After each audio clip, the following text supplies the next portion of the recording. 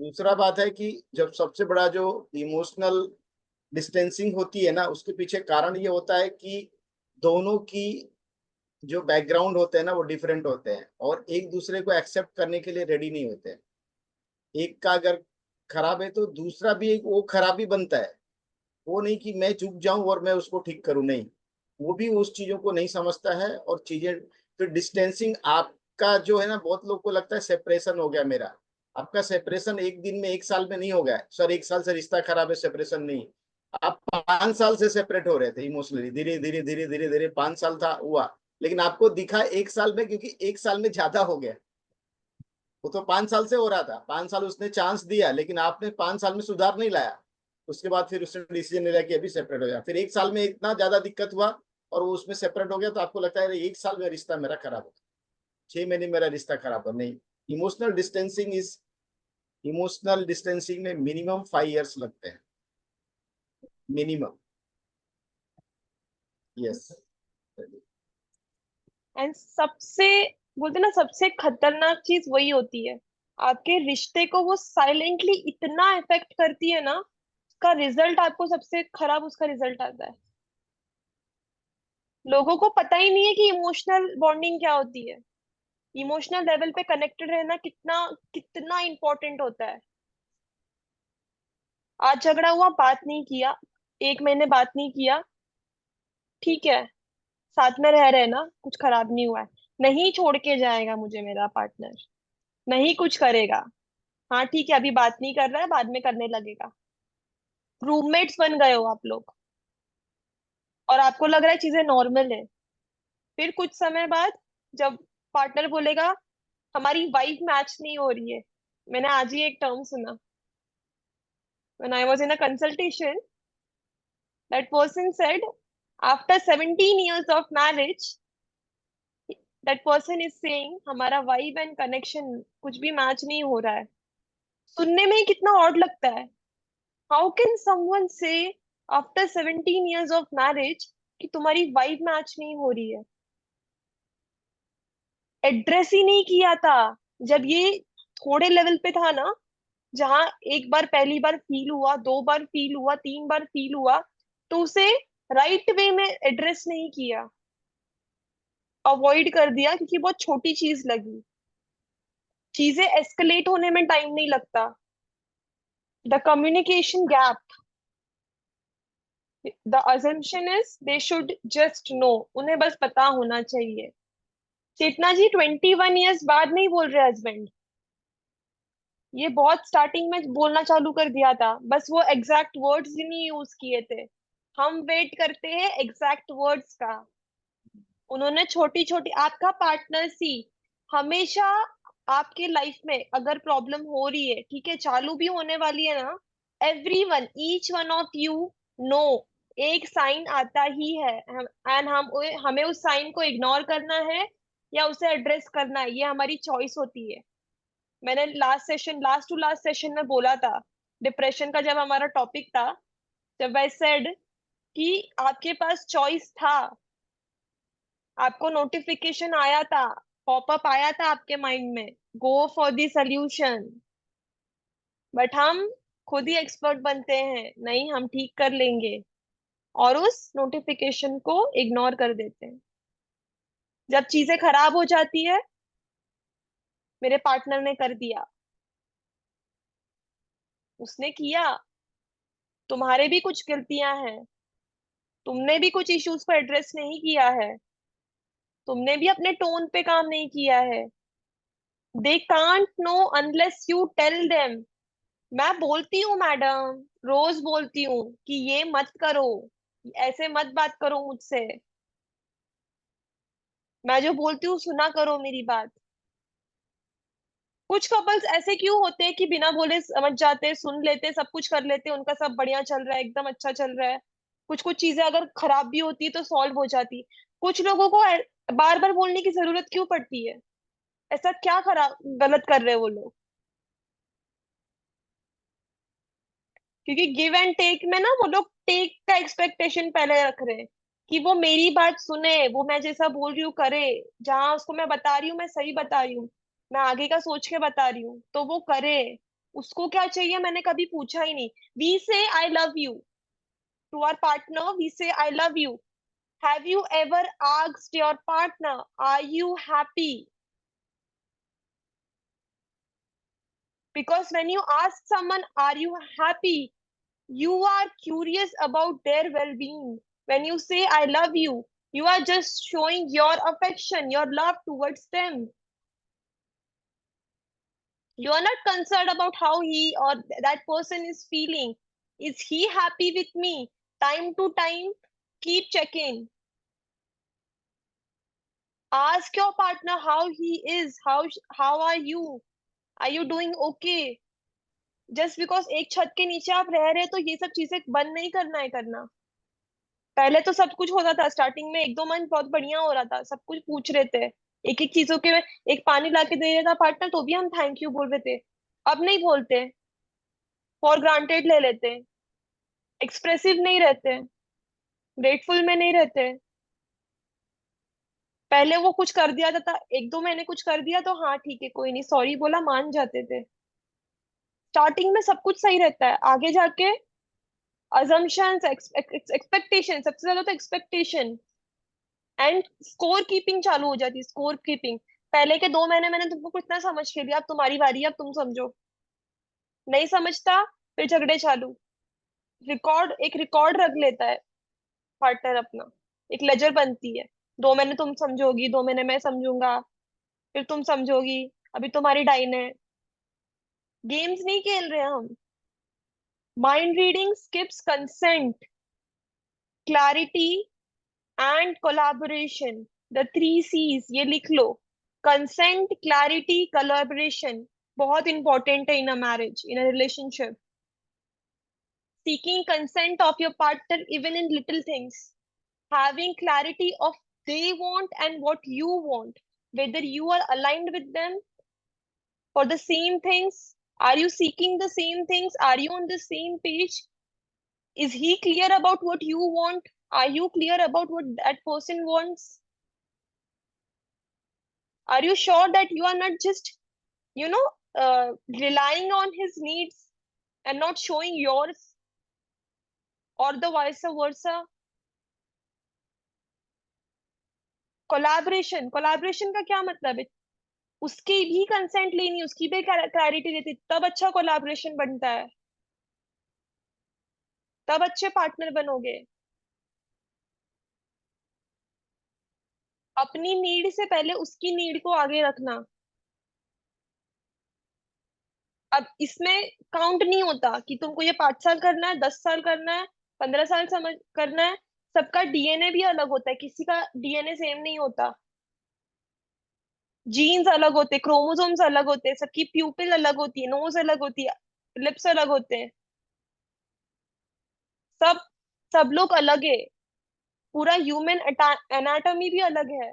कुछ भी सेम नहीं है, तो how can you and your partner B same? जो चीजें आपको जल्दी समझ में आ रही है, आप कैसे एक्सपेक्ट करते हो कि उससे भी उसी टाइम पे समझ में आए? आपको फ्यूचर दिख रहा है कि ये करना है, उससे भी दिखना जरूरी है क्या?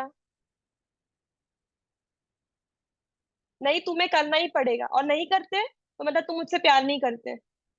पहली बात तो प्यार में कभी ये कंडीशंस आई ही नहीं थी. किसने साइन किया था टर्म्स एंड कंडीशंस पे before getting into relationship? Consent, clarity and collaboration, ये 3 चीज.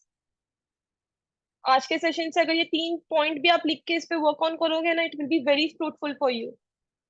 The fun part, let's see chat box कौन में डाल. अटेंटिव था आज. कौन अटेंटिव था आज सेशन में, आज देखते हैं हम. You have to filling the blanks.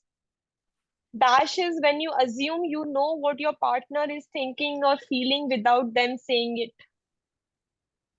सबको टाइप करना है. Yes, you can say expecting or mind reading. आज का topic. Second, dash are faulty thinking patterns that make you interpret situations more negatively than they are. The clue is includes mind reading as one of its type. Faulty thinking pattern, जहां पर हम interpret कर लेते हैं situation को negatively, जितनी होती भी नहीं है उससे ज्यादा नेगेटिव हम इंटरप्रेट कर लेते हैं। सब लोग ने राइट आंसर दिया, सिनोनिम ही है उस चीज का, कैटेस्ट्रोफाइजिंग। तो मैंने एक टर्म बोला था आपको, जहां पर हम सबसे ज्यादा वर्स एक्सपेक्ट कर लेते हैं, कंक्लूड कर लेते हैं, इतने हम वर्स सिचुएशन में होते भी नहीं है।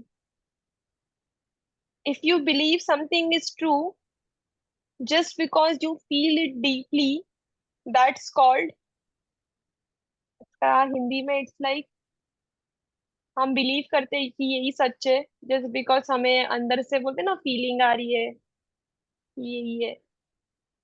प्रीवियस मेंटल इम्प्रिंट्स, इंटरप्रिटेशन और interpreting yourself, yes. Perceptions, yes. The interpretations. Your habitual way of bonding and communicating in relationship is based on your, the clue is influenced by childhood caregiving experiences. Clue देखो, influenced by childhood caregiving experiences. इसमें session भी होता है, हर session में इसका जिक्र भी करती हूँ मैं। Upbringing, yes, right. Your childhood conditioning, मैं हमेशा बोलती हूँ, आज जो आपके साथ हो रहा है, आज जो आप फील कर रहे हो, आज जो आपके रिएक्शंस है, आज जो आपके इमोशंस है, ये कनेक्टेड होते हैं आपके चाइल्डहुड कंडीशन से, आपके अपब्रिंगिंग से। आपको हमेशा क्यों पूछा जाता है कि आपका कनेक्शन आपके फादर के साथ कैसा था, आपके मदर के साथ कैसा था, सिबलिंग्स के साथ कैसा था? बिकॉज ये चीजों का बहुत ज्यादा इम्पैक्ट होता है आपके रिलेशनशिप पे। आपके कॉग्निटिव पैटर्न्स यही बन जाते हैं, आपके इमोशंस यही बन जाते हैं, आपके थॉट्स यही बन जाते हैं, आपके फियर यही बन जाते हैं, और यही फियर आपको आगे जाके ड्राइव करते हैं। The brain's tendency to focus more on threats than safety is known as negative bias. हमारा ब्रेन बायस्ड होता है। जो लोग सफर कर रहे हैं ना, even stage 1 level of anxiety, depression, stress, worriness, lethargic body, उनका brain has gotten biased more towards negative things।